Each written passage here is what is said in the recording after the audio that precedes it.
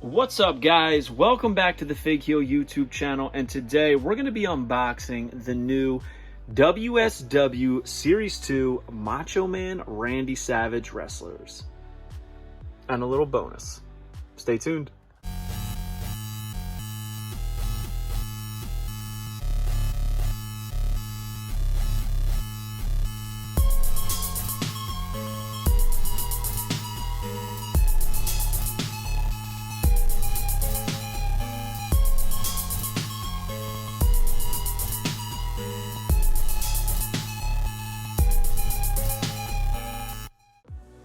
Alright guys, thank you again for joining me. If you haven't already, make sure you smash that subscribe button, like, comment, all that. But today we're going to be unboxing these new FC Toys, that's figure collections, Wrestle Something Wrestler Series 1 Mike Chioda we're going to do, as well as the Series 2 Macho Man Randy Savage figures. I am excited about these, and it is brought to you by the Wrestling Figure Encyclopedia, my new book that's available now on Amazon.com, or simply go to heelbooks.com and pick up your copy today. If you're a modern collector from 2010 to present day, you need this. Every Elite, every Basic, every Ultimate, AEW, NJPW, Major Wrestling Figure Podcast, you name it, it's in here, including independent toy makers like FC Toys that we have right here. So we're going to start off with Mike Chioda. I love referees, and Lord knows I could take all the referee retros that we can get. We'll talk about the figure itself, but the carding is the vintage style carding, obviously paying homage to the old Hasbros. Has his signature a little thick, in my opinion, a little thick and chunky, but is what it is, not a big deal. Third man in the ring. I'm curious about that logo. I don't know if is that like a podcast or something.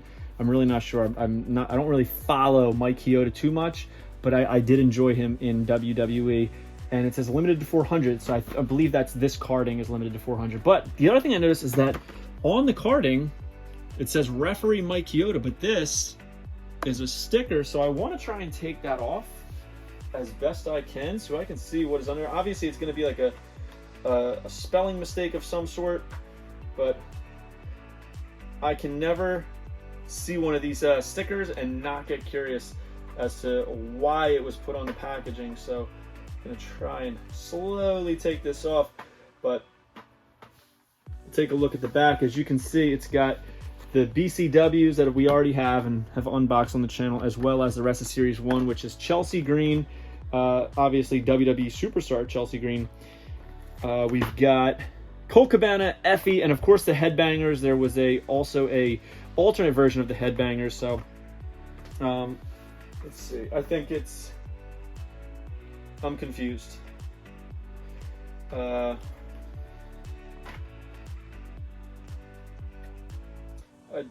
There's no error. So I'm confused by that. There's no error underneath the sticker, so why put the sticker on there? I don't know. But let's read. Oh, wow. This is interesting. So it's got a little bio for him on the back, and it says Mike Chioda, origin Willingboro, New Jersey. I had no idea. So he was from Willingboro, which is local to me. Obviously, anybody watching probably means nothing to you, but just it's close to me. Making his TV debut in 1989, Mike Chioda has been the third man in the ring ever since. From then until 2021, Mike called some of the most legendary and iconic matches in pro wrestling history.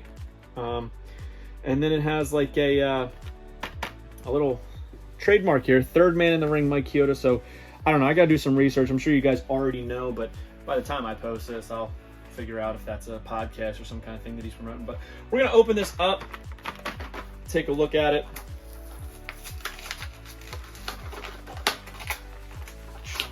Thick adhesive, reminds me of Grapplers and Gimmicks, how thick the adhesive that just holds this thing completely together. Still mind blown. Why, if the name is spelled correctly on the packaging, why would you put a sticker over it with the correct spelling again? I just don't understand that. But very cool figure. I love referee figures. Let's start from the bottom. Plain black shoes right there. You can see all the creases in the pants, as well as the belt, the buckle, the zipper, the pockets in the front, pockets in the back.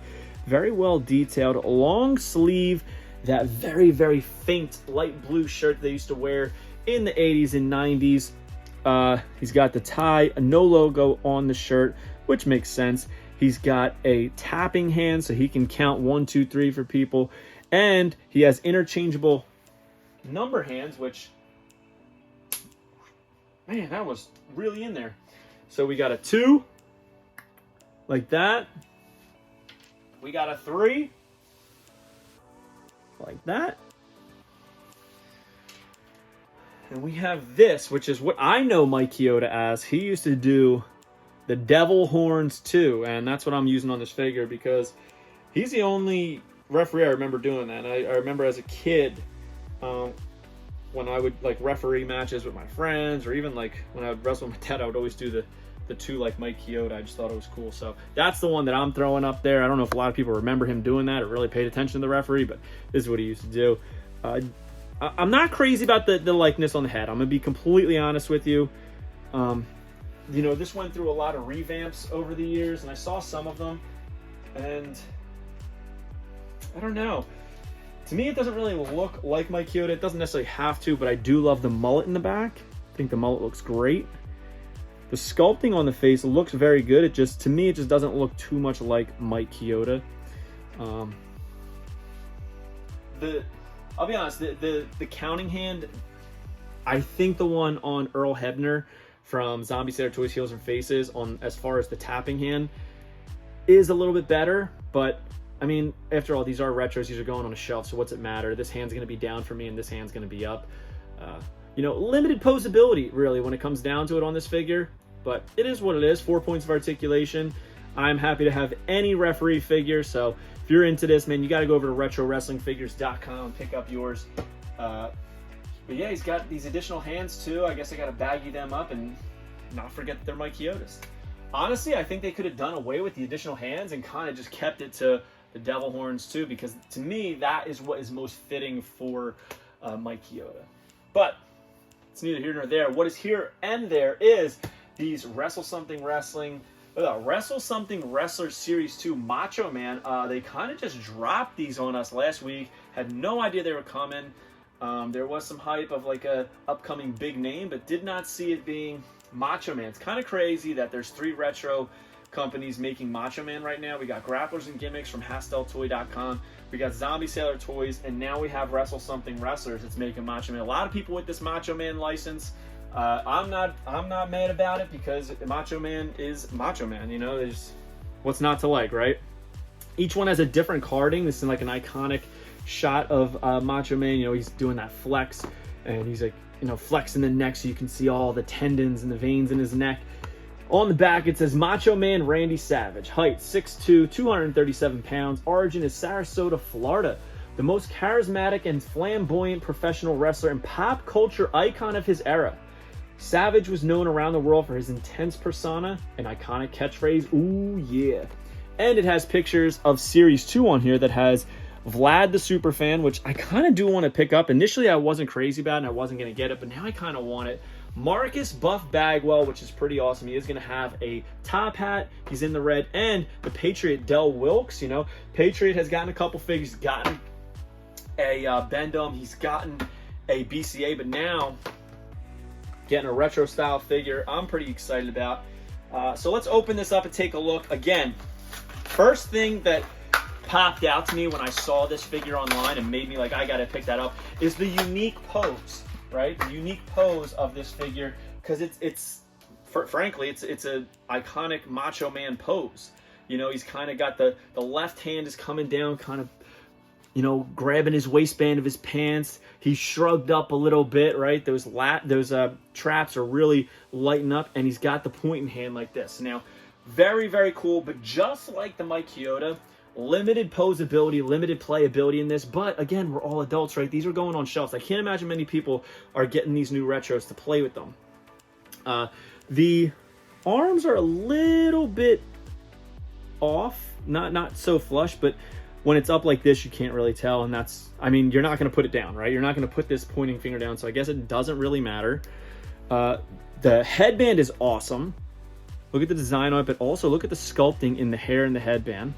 The glasses, the face, The facial hair, I mean, it's beautifully done. We got those iconic pink Macho Man shorts. You know, we got the CM Punk Elite coming out in this gear, especially. Macho Man on the back, 3 stars on the front, 2 stars on each boot, yellow with the white socks underneath and the yellow knee pads. He's got his wrist tape on both sides, but of course that left hand has to have the palm tape and the thumb. Very, very well done. He's absolutely jacked. Kind of looks like Macho Man's body, as it should, because I can't imagine they're going to use this mold again for anybody else unless it's a Macho Man. I dig it. Now, here comes, you know, the moment of truth. Let's see, does it pass the stand test? And the reason I'm stand testing a retro is because with a different pose like this, you really don't know what to expect. You know, is the weight distribution going to be off? Sometimes it can be. Can you turn this thing all the way around and get to stand? Yep. So, passes the stand test. It is balanced well. Now, here's what I'm talking about with the limited posability. This left hand comes up. It kind of looks like he's doing the Christian, right? He's looking into the crowd, or maybe I don't know, man. It's a little restricted. But again, I guess, why does it need to have more posability if this is the pose you're going to put it in, right? That's the pose it's made for. It's unique, it's different, and it stands out. So this is definitely a fronter, I would say, on the display. So I'm pretty happy about it. The likeness is there. Love the detail in the teeth, the hair, a lot of fine details throughout this one. Might be, in my opinion, one of the most detailed FC Toys figures, and I really love the headbangers, and I really do dig this. Even the back, man. Look at the traps there. Everything is well defined. So matte finish on the paint is one thing I noticed. A lot of matte finish, but the figure does have a slight shine to it. And now I want to take a look at this one because this is a unique thing. This gear is based off of another figure of Macho Man. You'll see him there. I don't know if, I think this is a photoshopped picture to have him in the gear, which is fine. We're used to that, right? All the same stuff on the back of the card. But this is unique because it is a figure based off of another figure, and that is from the Remco WWF Superstar Shootout game, which is a hockey game. And as you can see here, this is not Macho Man Randy Savage. This is Macho King Randy Savage. He's got his scepter as his hockey stick, and the gear is pretty much identical. We're going to compare everything about it, but first glance, spot on. So we'll compare that in a little bit, but let's rip this bad boy open. Again, the adhesive on these packages is super strong, so you can't, if you're a mint on card collector, I can pretty much assure you that this figure is going to stay on the card for you, and you're never gonna have to worry about it falling off.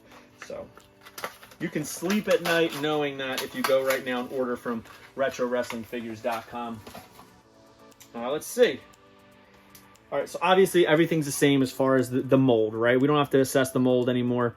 He's got the white boots with the green laces. I loved the fact that Macho Man used to do the green laces on his boots and stuff like that. Something about it just really pops. Those neon green laces, really cool.